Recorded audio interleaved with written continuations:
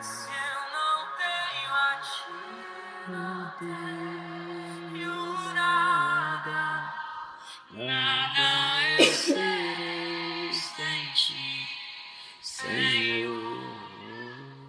Só tua presença que me basta. Eu te levarei por onde eu for. Se essa é a sua verdade pra ele, Amém. Eu mandei no grupo aí essa letra dessa música, que a gente vou deixar ela tocando aqui pra gente meditar um pouquinho nela. Essa música ela é muito nítida pra mim. Então uma frase, por exemplo, aqui na frente que ela vai falar, ele fala aqui, ó, essa frase ela fala muito comigo com experiência aos 16, 17 anos de idade. Só tua presença é o que me basta. Ele acabou de cantar aqui. Eu já falei isso algumas vezes para alguns de vocês ou para todos, mas é importante para mim repetir para mim, então acredito que pode ter utilidade para vocês também. Mas a minha deficiência desde sempre, né, desde 10 meses de idade, então eu era muito, muito complexado. Então assim, isso é como meu pai sempre falou, né? A gente, mesmo a pessoa que não tem deficiência, ela inventa alguma coisa em si que ela não gosta em si, e tende a ter complexo em alguma área e tal. Você imagina o que é de alguém que não precisa criar, tipo assim, é de verdade, né? Tá falando ali, né, Thiago? Só tem a tendência hoje de negar a deficiência como um fato, mas não é um fato. E então, essa fase de adolescência, início da juventude, você gostar das meninas, assim, perceber que elas não queriam algo de você por conta da deficiência, era nítido, né? De gente que se achava, parecia que tinha uma queda por você, mas nitidamente rejeitava, você via que era por causa da deficiência. Então é uma idade que, pela imaturidade, isso vai ser muito mais real nas pessoas, né? Essa rejeição pela deficiência, mas naquela época, hoje talvez um pouco menos, mas não dá para negar. Adolescência, início de juventude, tem uma maturidade para realmente não. A deficiência, imagina, deve de todo um pacote, no meu caso. Mas, e aí fui num evento, numa vigília, parcial, não era completa, fomos para um lugar, não me lembro, parecia uma chácara, não sei. Eu fui na Kombi com um irmão da igreja lá que eu gostava de sair com ele, era um senhor, e eu, com esse meu complexo, eu não andava muito com a galera da minha idade, eu andava com gente mais velha. E eu gostava de sair com o irmão pretinho, hoje ele é falecido, e ele usava a Kombi dele para levar o pessoal da igreja para os lugares e ele levou as irmãs para essa vigília que eu ter. E eu fui também. Me levou, eu fui também, óbvio. E aí, no momento que ele estava orando, e eu ajoelhado assim, orando, dia, como a maioria dos dias, muito, muito doído, assim, muito complexo, muito para baixo. E eu estava ali orando, não sei o que eu estava dizendo, mas eu estava muito complexado. Era muito comum isso. E Deus me abraçou mesmo, assim. A expressão que sempre eu vou tentar verbalizar, que eu uso é essa, abraçou. Mas não eram braços, a ideia de braço é assim, né? Porque tem dois braços que você envolve. Mas eu não sentia dois braços me envolvendo, eu sentia o meu corpo todo sendo envolvido, por dentro, por fora, sabe? Assim, um envolvimento indescritível. E esse envolvimento, ele falava como se fosse ao meu ouvido, era nítido eu ouvir, mas não era aqui, era muito mais profundo em mim, aquilo falava uma frase só. Aquele abraço, entre aspas, uma sensação tão indescritivelmente gostosa, prazerosa, e dizia para mim como se fosse no meu ouvido, mas eu sei que não era aqui, mas era como se era tão nítido que é como se fosse aqui falando em português, dizendo assim, eu te amo. A única coisa que aquele abraço falava era eu te amo. E a minha resposta imediata àquela frase, eu te amo, e uma convicção tão grande, era eu não preciso de mais nada. Tanta convicção, nada tinha mudado. No minuto anterior eu era uma pessoa com deficiência rejeitada pelas pessoas. No minuto posterior eu continuava sendo uma pessoa com deficiência rejeitada pelas pessoas. Mas aquilo deixou de importar no nível, por causa desse abraço. Quando essa expressão que diz a tua graça me basta, é indescritível essa presença de Deus, o que realmente, o quanto ela é suficiente para a gente não tem ideia. E aos 16 anos de idade, quando eu não tinha absolutamente nada, porque eu não tinha nem perspectiva, tinha deficiência, eu era rejeitado, estava estudando em ensino médio, não tinha perspectiva de um casamento, não tinha perspectiva de esperança de ter filhos, de ter uma carreira, de ter o dinheiro para me manter. Havia uma sensação geral que eu dependeria da ajuda das pessoas da minha família. Minha família tinha essa consciência de que possivelmente eu ia ser alguém que eles teriam que cuidar. Eu não tinha nada, nem perspectiva eu não tinha de vida. E esse abraço, cara, eu não preciso mais, eu só preciso dessa presença. Aos 16 anos. E aí, recentemente, um pouco mais recentemente, vocês viveram comigo algo que eu, uns um pouco mais perto, como a Carol, outros um pouco mais distante. E que já era num outro extremo. Longe de ter tudo, mas eu tinha muito mais do que eu precisava. Eu já tinha tido famílias, né? Já tinha rejeitado, aberto mão, filhos, carreira cobiçada, um cargo cobiçado, dinheiro mais do que suficiente para viver com conforto, com estabilidade, que ninguém ia tirar aquilo, em princípio, pelo menos. A deficiência já não era um problema para mim em área nenhuma, e vocês sabem disso. Praticar esporte, dirigir, nada, absolutamente nada. Mas a ausência de Deus, que eu sentia por razões que já falei com vocês, ao que eu atribuo isso, mas era nítido a ausência de Deus na minha vida, era muito nítido. Eu me lembro de um dia eu estava com a Carol, a gente almoçando, ela estava cuidando de mim. E a gente lá naquele, que até o que fechou agora, que você falou, né, lá na esquina, assim.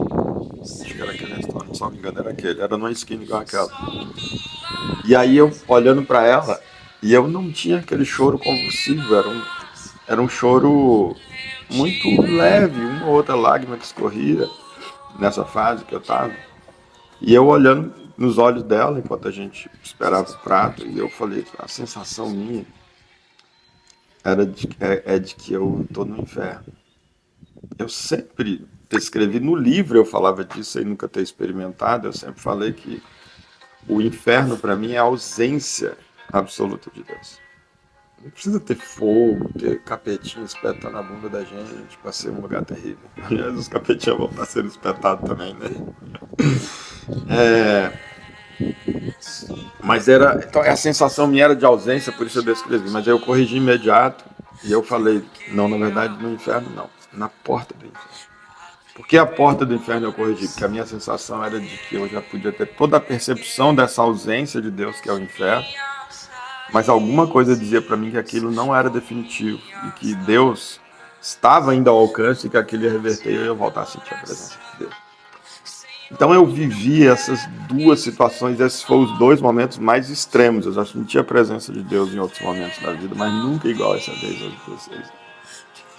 Eu já senti a ausência dele em outras vezes na minha vida, mas nunca igual nessa fase que eu estava com aquele, que eu descrevo sem diagnóstico como uma síndrome do pânico. E quando aquela presença me tomou, eu não tinha nada, nem perspectiva. E eu não precisava de mais nada. E quando essa ausência me tomou, eu podia dizer que eu tinha tudo.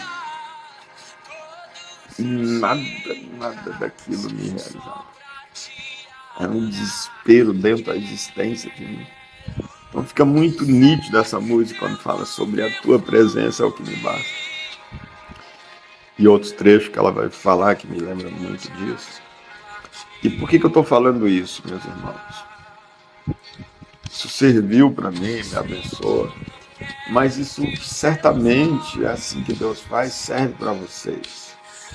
Busquem a Deus, a presença dele. A presença.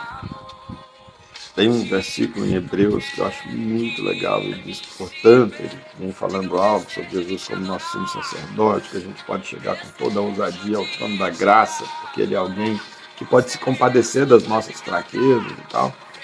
E aí ele diz, portanto, acheguemo-nos a dessa ideia de uma continuidade ao trono da graça. Vamos nos achegando, né? Dia a dia, como uma expressão na Bíblia diz, de glória em glória, né? Vamos nos aproximando, nos achegando a esse trono da graça para recebermos graça e misericórdia para o dia da adversidade. A gente tem que se enchendo da presença de Deus, enchendo da presença dele, da palavra dele, para que no dia da adversidade, seja ela o nível que for, de uma doença psicológica, de uma doença física, de uma doença espiritual, de um momento de uma ausência de Deus, mas que de alguma forma aquele acúmulo possa, naquele momento de depressão, no sentido de um momento baixo na sua vida, que aquilo possa te sustentar de tanto que se acumulou essa presença. A gente tende a só buscar Deus na hora do problema, mas não é. Enquanto as coisas estão bem ou aparentemente bem, a gente precisa buscar Deus. Buscar Deus, buscar essa presença real dele é mais real do que esses troços material, é mais real. Essa percepção da presença dele quando ele realmente vem, ela é mais perceptível do que um concreto desse. Mais perceptível, mais nítido, não tem nada que possa contestá-lo para quem a experimenta. E ele tem isso para todos nós precisamos buscar. Então, esse desafio de que a gente possa cantar essa música e pela fé que seja, ou na medida do que cada um de nós já experimentamos, realmente é afirmando isso, de que a presença de Deus é suficiente para a gente, é a única coisa de verdade que a gente precisa nessa vida. Todo o resto é complemento, que pode vir ou não. Né? Inclusive a própria vida material, existencial, é um complemento que pode vir ou não, pode deixar de acontecer. Mas a presença de Deus é a única coisa que a gente realmente não pode perder, né? Então vamos meditar nela mais uma vez e depois a gente vê se não dá tempo da gente compartilhar alguma coisa. Isso tudo que temos, Jesus, tua presença é tudo que precisamos, ó Pai.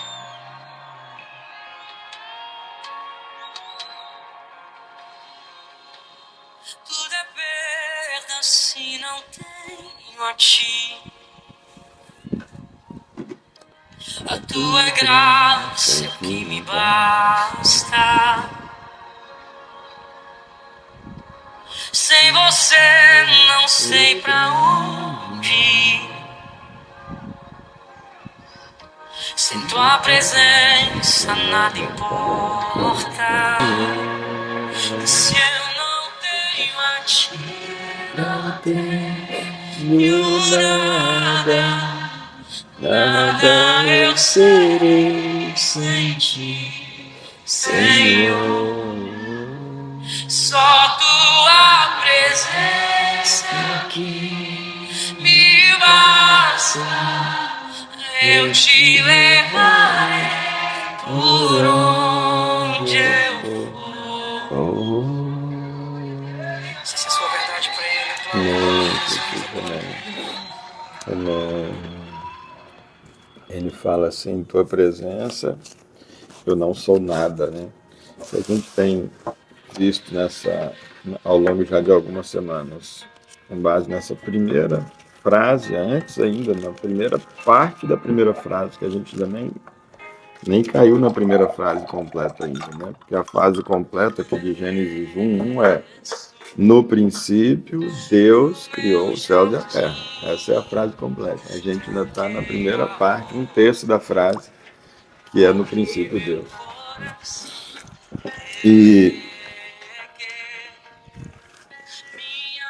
Então nós temos meditado nessa questão de isso é um princípio que a gente extrai aqui, de que Deus é antes de tudo e acima de tudo. Antes e acima de tudo, Deus. é por ele ser antes e acima de tudo, e que sem ele a gente não tem nada e a gente não é nada, é que a humanidade foi feita sopro e extensão de Deus, no sentido de extensão, no sentido de ser o sopro dele. E quando então ele cria naquela árvore do conhecimento do mal um mecanismo para que a humanidade dissesse: se você não quiser viver comigo, essa comunhão comigo, não quiser a minha presença, não quiser a minha essência, o meu direcionamento, a minha inspiração, é só você comer dessa árvore aqui. É como se dissesse: vai ter um botãozinho ali, você vai apertar aquele botão. No dia que você apertar aquele botão, você vai estar dizendo que não quer mais a minha presença. A gente vai assim: não, mas não é tanto, não era tão radical. O que Adão queria dizer ao apertar aquele botãozinho não era que ele não queria a presença de Deus. Na verdade é que tinha que ter um outro botão, tinha que ter dois botões. Um para dizer assim: olha, Deus, eu não quero a sua presença, ia ser o botão determinado, ia ter um botão assim: Deus, eu quero a sua presença, mas eu quero mandar na minha própria vida. Porque o que na verdade Adão queria era assumir o controle da própria vida, como Deus, sem conhecimento dele. Isso é o que ele queria, mas ele não falou assim: ó, eu não quero a presença de Deus. Só que é como o Velho Testamento é aquela maquete para a gente entender as coisas espirituais, coisas em plano maior. E um dos profetas, não sei se é Amós, vai justamente falando sobre a relação com o povo de Israel, que é figura da relação de Deus com a humanidade, é uma sombra como um todo. Quando ele está dizendo sobre dar carta de divórcio a Israel, como Deus aqui deu carta de divórcio para a humanidade aqui no Éden, dar carta de divórcio é você mandar embora. Tá aqui, ó, a carta de divórcio é dizer: ó, tá liberada, você não tem mais nada comigo nem eu, vai viver sua vida, caso com quem você quiser. O que Deus fez aqui no Éden foi isso com Adão, com a humanidade. Deu carta de divórcio, porque expulsou do jardim do Éden aquele lugar da presença. Então, o povo de Israel, enquanto maquete, para a gente entender esse divórcio maior que aconteceu, o povo de Israel tinha esse casamento com Deus, porque Deus disse: eu escolhi um povo, a partir de Abraão, que vai ser o quê? Vai ser o meu povo, e eu vou ser o Deus deles. E quando eles agirem dessa forma, como meu povo, eu vou abençoar. Quando eles agirem como não meu povo, eu vou amaldiçoar.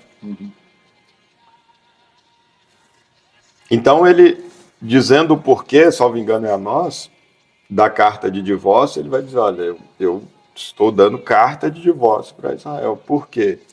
Ele diz: porque ele faz uma pergunta retórica: poderão duas pessoas andar juntas se não estiverem de acordo?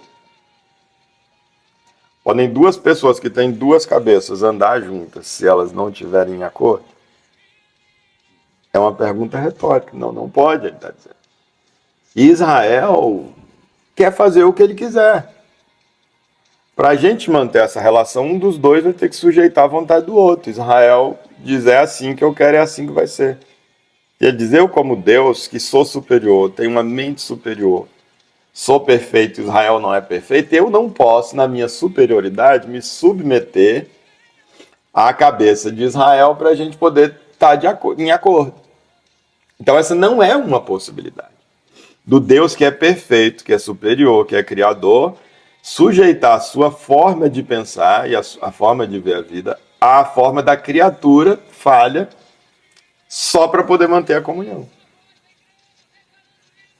Então, por isso ele diz: olha, eu estou dando carta de divórcio, porque não tem como duas pessoas andar juntas se elas não estiverem de acordo. É isso exatamente que aconteceu aqui no Jardim do Éden. Então, aqui no Éden, o que está acontecendo é isso. É a presença, essa presença que a música fala, era usufruída pela humanidade. Essa presença aí que não precisa de mais nada. E Deus disse: no dia que vocês fizerem a opção por assumir o controle da própria existência, vocês vão ter a própria cabeça e eu vou continuar tendo a minha. A gente vai bater cabeça. Deus diz: eu não vou bater cabeça com vocês. Quando vocês assumirem o controle e não quiserem mais se sujeitar a mim, a gente não vai estar em acordo. Vai estar em acordo, a gente não anda junto. Aí o divórcio aconteceu. Só que o amor dele é tal que ele já tinha um plano de entregar o próprio filho, que na verdade na eternidade já tinha até sido entregue antes da fundação do mundo, né? Para justamente poder restabelecer essa presença sem a qual a gente não é nada, né? Sim. Você citou aí um profeta do Velho Testamento e fazendo analogia ao casamento. E aí ele usa um profeta do Velho Testamento também para fazer essa analogia do resgate, que é Oséias. Oséias. Casamento. Sim, Oséias. Ele dispensa e vai atrás por conta desse amor, por conta desse... Pegar a mulher e dar carta de divórcio para ela, verdade. Por conta desse símbolo, né, que somos nós, mesmo liberando, dispensando, ele volta lá buscar. E faz isso diariamente conosco. Exatamente. Então, Jesus vem, e aí eu acho muito legal quando o João e a gente tem falado isso, eu sei que tenho, mas a repetição de coisas boas não é problema, não é para ser problema, né? João vai apresentar Jesus. Isso, para mim, João devia ser o primeiro livro do Novo Testamento. Que você tem o primeiro livro do Velho Testamento, no princípio Deus, e aí o primeiro livro do Novo Testamento é de novo no princípio Deus, porque fala no princípio a palavra, e a palavra era Deus, então no princípio Deus aqui, né? No princípio era a palavra, e a palavra estava com Deus, e a palavra era Deus. Então ele vem falando aqui justamente, apresentando Jesus como sendo essa presença que lá no princípio de tudo foi rejeitada e o divórcio aconteceu, como sendo essa presença de novo que agora toma a forma de ser humano para viabilizar o retorno da nossa relação. E Jesus vive uma vida aqui como esse segundo Adão, esse sopro, né? Como eu tenho dito. Só existiram 2 sopros divinos. Um foi no primeiro Adão, todo o restante é extensão do primeiro Adão. Deus não deu um outro sopro. E tem um outro Adão, e por isso ele é puro e perfeito, porque ele não herdou nada do primeiro Adão, em que foi um sopro diretamente no ventre de Maria. Ele não foi concebido a partir de uma semente de Adão, de uma semente de José e de uma semente de Maria. Ele foi soprado no ventre de Maria. E aí ele não herdou esse pecado do primeiro Adão. E ele se desenvolve ali, já vou te passar, Giovanni. Ele desenvolve, então, ali como um segundo sopro, e muito feliz, certamente, inspiradérrimo pelo Espírito Santo. Paulo justamente vai dizer que é o segundo e último Adão. Não é só o segundo, ele é o último Adão. E aí, então, ele começa a conviver com a gente. Essa presença aqui, e é o nome, como tudo é perfeito na Bíblia, como é que ele seria chamado? Emanuel. A profecia já dizia, o Deus conosco, é a presença. Essa presença perdida lá no Éden, agora essa presença está aqui, materializada. É Deus conosco. Não dá para estar em nós. O pecado ainda está aí, mas agora ele pode estar conosco. Andando com a gente, os discípulos viveram isso, as multidões viveram isso, tomava café, comia um pão de queijo com eles, que a gente não devia ter pão de queijo ainda, mas comia com eles ali e tal. Daí aquele desespero que a gente está vendo no Chosen, né, meu amor? Essa parte final agora, você vê o desespero dos discípulos, nele ficar falando, eu tô indo, eu vou embora, eles ficam loucos com aquilo. 3 anos e meio com essa convivência do Deus conosco, essa presença perdida, embora ainda não esteja em essência, mas já está em companhia. Né? E falando coisas, embora a gente não entenda, porque ele fala num outro padrão, e a gente entende tudo errado, mas está aqui, está falando, né? Está tocando, está curando. E aí, quando ele está para ir embora lá, nos últimos capítulos ali de João, ele justamente vai dizer...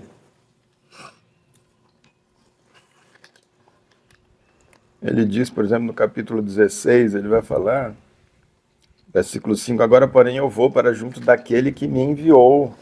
Nenhum de vós me pergunta para onde vais.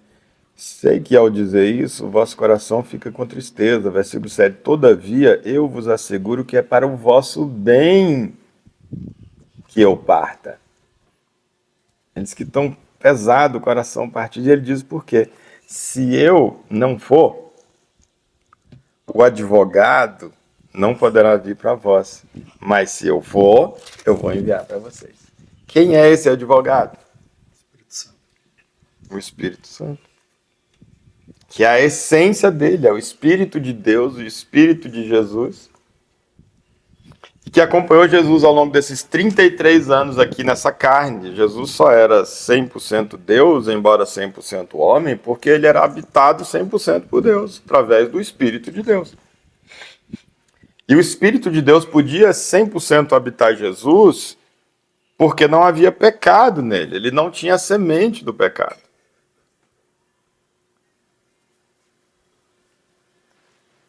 E aí ele então diz, se eu for, aí eu vou poder mandar esse mesmo Espírito que hoje me habita, a partir do qual eu falo tudo que eu falo, faço tudo que eu faço, em razão de cuja presença eu sou o Deus com vocês, eu sou o Emmanuel, porque ele me enche 100%, e eu estou com vocês, então o Emmanuel é o Deus com vocês.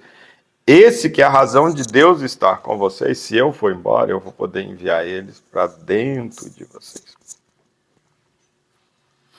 Essa presença que só podia habitar Jesus, ele diz, quando eu for, eu vou poder mandar, e essa presença vai poder habitar vocês. Por isso eu digo, esse segundo momento, ele é muito mais precioso, que é o que nós temos a possibilidade hoje de ver pela graça. Que não é apenas do Deus conosco, mas é do Deus em nós e através de nós. Tem coisa mais extraordinária que essa, Giovanni?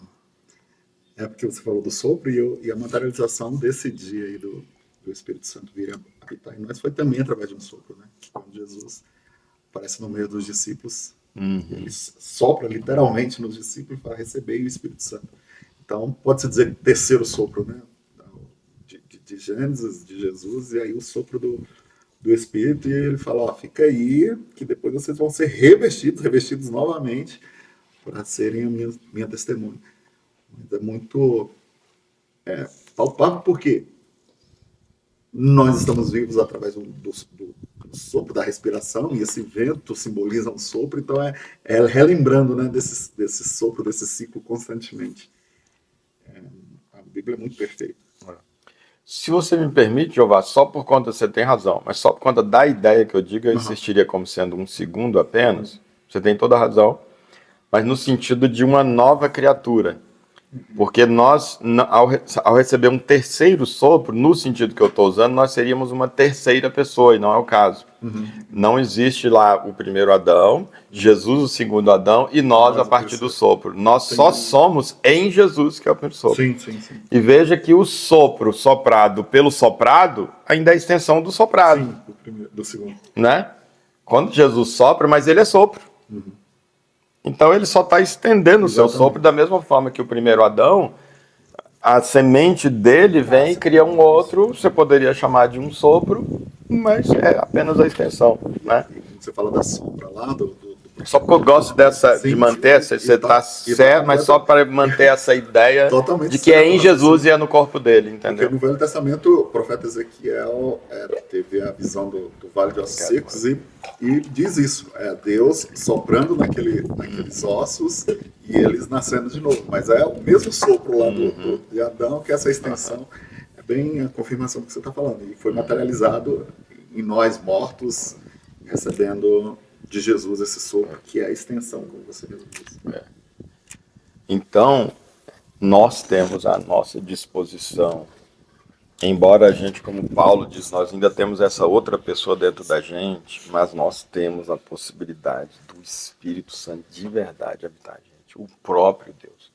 Vamos viver dualidades, porque a carne, o velho homem ainda está aqui. Nós temos o sopro do novo homem e o sopro do velho homem. E eles vão ficar brigando até o último suspiro da gente para ver quem ganha. Brigando assim. Deus não luta com ninguém porque ele só ganha, né? Mas é a gente aqui lutando ou resistindo, na verdade, né? Porque Deus não está em guerra com ninguém. Sempre quando diz que Deus levanta, acabou a guerra. Ele não entra em batalha. O bonito disso tudo é essa autonomia que Deus, essa capacidade capacitação que Deus nos dá e fala assim, ó, se vira. Porque seria muito fácil estralar os dedos e resolver essa pendência. Mas no sentido do amadurecimento, do crescimento, nos forjar, ele permite que essa luta seja travada por nós. Você que tem que resolver isso aí. Porque é a questão da decisão, da escolha. E só tem como escolher se nós tivermos esse confronto, né? De um e de outro. Exatamente. Eu costumo dizer que nós estamos todo o tempo diante das nossas árvores do conhecimento do bem e do mal. Sim, todo mundo. Assim como Adão teve a sua árvore, Adão e Eva, do conhecimento do bem e do mal, que era o botãozinho para ele apertar para dizer, eu não quero mais estar sujeito ao Senhor e estou rejeitando, consequentemente, a sua presença. Nós temos agora a presença devolvida pelo Espírito Santo e temos no nosso dia a dia várias, não vai ser um ato pelo meio do qual a gente vai dizer, mas uma sequência de atos na nossa vida em que a gente vai estar dizendo se a gente quer permanecer agora essa presença ou quer rejeitá-la também. Se eu sujeito a minha vontade, a vontade de Deus, cada vez que eu faço isso, eu estou apertando dizendo, eu nego a mim mesmo, eu mato a minha carne, eu crucifico a minha própria vontade e eu digo, é a vontade de Deus que eu quero. E aí vai harmonizando a minha vontade com a dele, né? E eu então vou reafirmando isso para mim ao longo do dia e de todos os dias eu vou reafirmando o que é que eu quero, né? Então, isso é a graça. A graça de Deus, ela tem duas vertentes, né? Ela se apresenta em dois aspectos. Um é esse, que é esse potencial geral para todo mundo. Está à disposição de todo mundo que quiser essa presença nesse nível nossa. E ela, então, só vai se concretizar cabal e definitivamente aqueles que, fazendo uso do livre-arbítrio, realmente deixaram claro pelas suas decisões, dia após dia, encontro após encontro, que é dificuldade após dificuldade, né? Luta após luta, o que realmente ela quer e quem é que ela ia colocar como soberano sobre ela ou se ela ia continuar mandando na própria cabeça, no próprio umbigo, para viabilizar ou inviabilizar esse caminhar junto com Deus, né? E possibilitar, como o Jeová falou, esse reatar desse casamento ou um novo divórcio ou manutenção do divórcio, né? Então, dentro desse princípio que a gente tem meditado há semanas, no princípio Deus, antes e acima de tudo Deus. O que a graça faz é nos trazer de volta essa possibilidade de voltarmos a nos relacionar com Deus, que está para muito além de conhecer sobre Ele, está para muito além de estudar a Bíblia, embora seja algo extraordinário, muito importante, né, que não podemos negligenciar. Mas o próprio Jesus, embora afirmando que a Escritura testifica sobre ele, portanto é correto a gente debruçar sobre ela e estudar, mas ele chama a atenção dos estudiosos da Bíblia, dos fariseus, dos doutores, e diz, vocês estudam as Escrituras, porque vocês acreditam que elas contêm a vida eterna, mas vocês não querem vir até mim, isso é relacionamento, isso é presença, para ter vida. É vir a Ele, é relacionamento. E não existe relacionamento com Ele sem submissão e sujeição da própria vontade. Porque não poderão andar dois juntos se não estiverem de acordo. E Deus, que é perfeito, nunca vai sujeitar a vontade dele à minha e nem à sua. O nosso bem e por uma lógica muito básica, imagina, Deus submetendo a minha vontade. É estragar tudo. É tão óbvio, né? Então é a minha, é eu que me sujeito. Colocar Deus contra a parede, eu não posso exigir ser obrigado. Eu estou com ironia, mas é o que muitas igrejas pregam, né? Coloque o Jim Carrey naquele filme, do filme do Jim Carrey. Todo poderoso. É muito legal. Confrontar e tal. Tem gente que essa coisa de eu determino mesmo. Tem muita coisa disso hoje. Muita pretensão. Se eu sou o servo de Deus, então isso aqui é um negócio. Então, mais alguém? Mais algum complemento sobre isso? Alguma reflexão? Algo que vocês, às vezes, estão sempre desafiados, né? Que ao longo da semana a gente possa continuar no nosso devocional diário, meditando sobre isso que Deus vem nos trazendo. Porque isso tem que ir criando raiz, tem que aprofundar porque essa é a base de tudo, né? A gente vai ter pilares, mas como base desses pilares, como essa pedra angular que é o próprio Jesus, então é ele, essa presença dele é que tem que ser, além da estrutura, existe uma pedra especial num dos cantos da obra, do tipo de construção antiga, né? De que ela dá sustentação mesmo para a própria sustentação. Existe uma pedra ali que é uma pedra principal, uma base principal, mesmo para as outras estruturas ali que uma determinada construção tem. Né? Então é ele estar antes e acima de tudo. Antes e acima de tudo. Se não foi isso, não adianta a gente tentar continuar caminhando, fazendo de conta.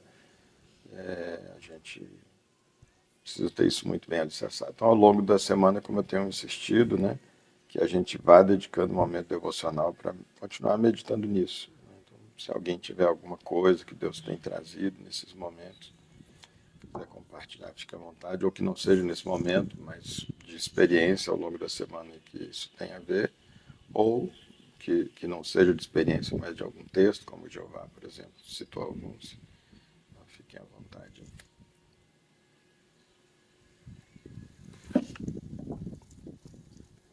Amém? Então é isso. Deus nos abençoe.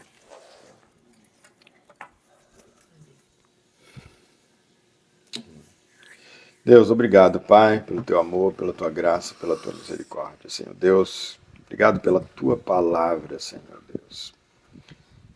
Viva, eficaz, Senhor Deus, e preservada enquanto letra ao longo de tantos anos, Senhor Deus, tantas gerações.